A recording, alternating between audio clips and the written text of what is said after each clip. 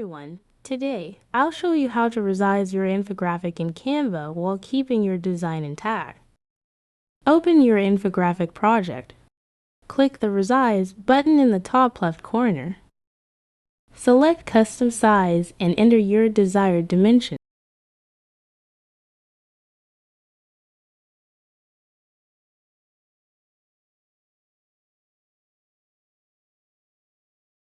Click Resize this design to confirm. Then click Resize this design again to finalize. After resizing, review your infographic. Adjust elements like text, icons, or charts as needed to fit the new dimensions.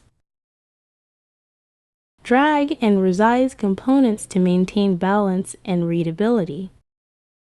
And that's it! Your infographic now matches your required size.